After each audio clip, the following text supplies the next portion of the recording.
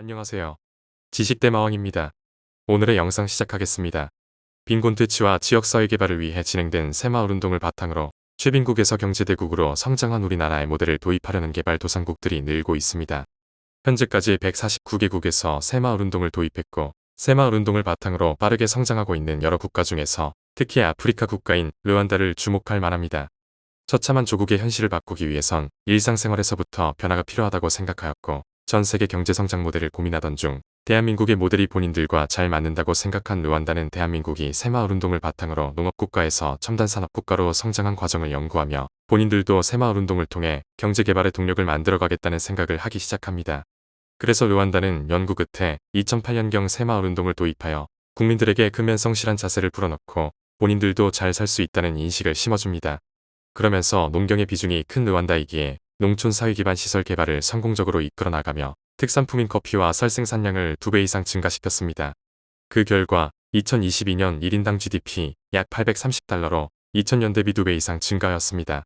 아직 1인당 GDP는 후진국 수준이지만 경제 성장률이 연평균 9%에 이를 만큼 르완다는 아프리카에서 제일 빠르게 성장하고 있는 국가입니다.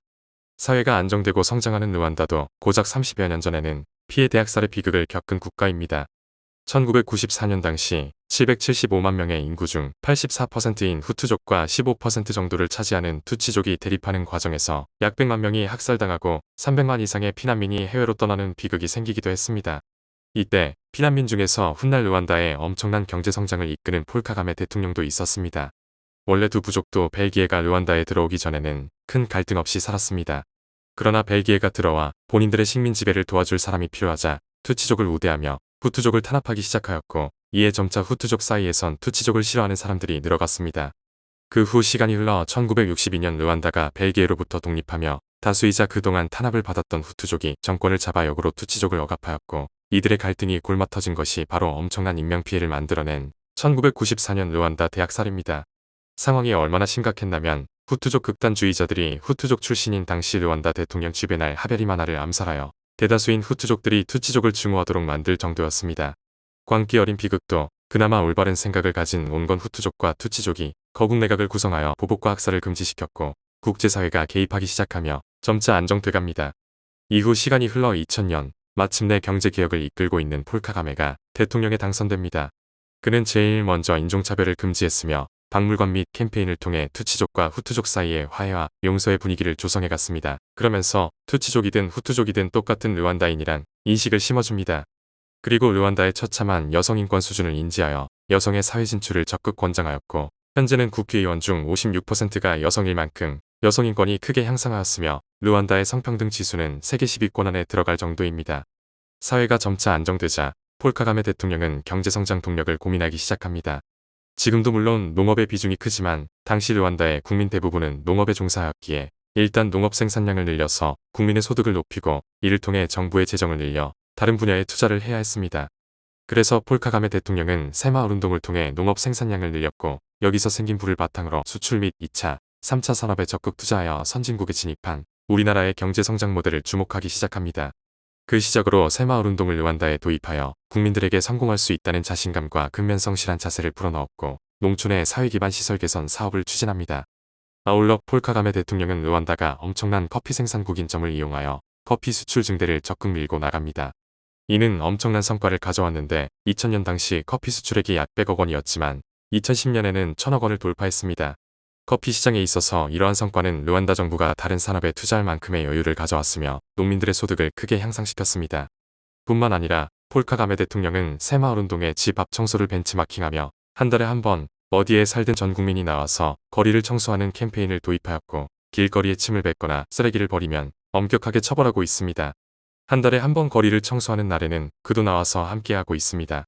이러한 캠페인이 수년간 지속되며 르완다의 거리는 아프리카 국가답지 않은 깨끗함을 자랑하고 있습니다.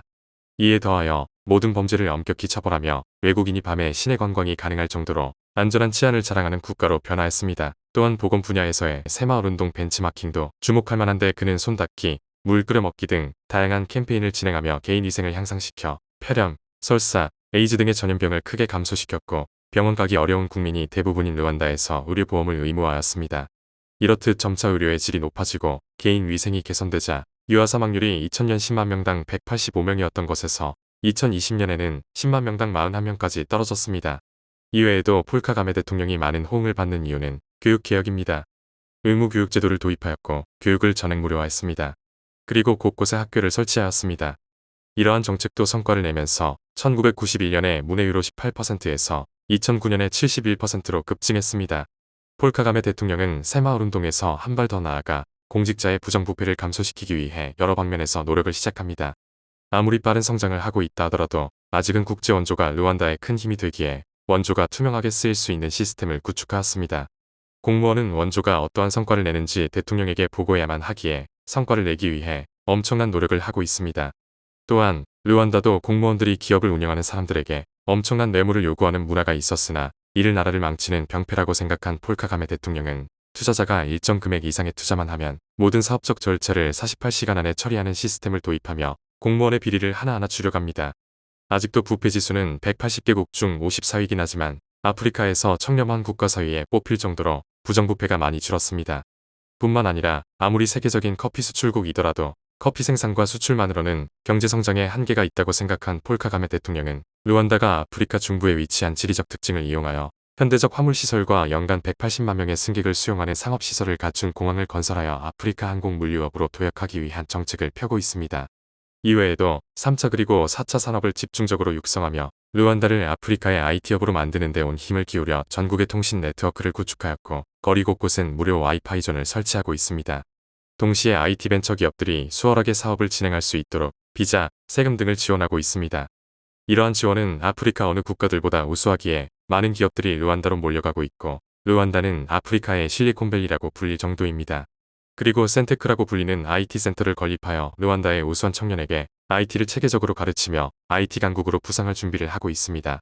이러한 업적 때문에 빌 클린턴, 조지 부시와 같은 서방의 지도자들은 폴카가메에 대해 르완다를 지옥에서 건져낸 인물이라고 호평하기도 했습니다. 르완다는 이러한 칭찬에 만족하지 않고 2050년 세계적인 선진국 진입을 목표로 개혁을 지속해갈 것이란 각오를 보여주고 있습니다. 물론 폴카가메 대통령도 관행이 있습니다. 그는 개헌까지 하면서 장기 집권을 시도하고 있고 표현의 자유를 상당 부분 제한하고 있습니다. 물론 국민들도 독재와 일부 강압적인 부분은 마음에 들지 않지만 사회를 안정시키고 경제개혁을 하고 있는 폴카가메를 사랑한다며 선거 때마다 90% 이상의 열렬한 지지를 보내고 있습니다. 90% 하면 북한에서나 나오는 지지율 아닌가 하고 생각이 들기도 하지만 르완다 국민들은 본인의 종족과 상관없이 소수 종족, 투치족 출신인 폴카가메 대통령을 지지하고 있음은 분명해 보입니다. 과연 지금까지 보여주었듯 폴카가메의 개혁이 계속해서 성공하여 2050년에 르완다가 세계적인 선진국 반열에 올라가는지 확인하는 재미가 있을 것입니다. 오늘의 영상은 여기서 마무리하고 다음 영상으로 찾아뵙겠습니다. 재미있게 보셨다면 구독과 좋아요 부탁드립니다. 감사합니다.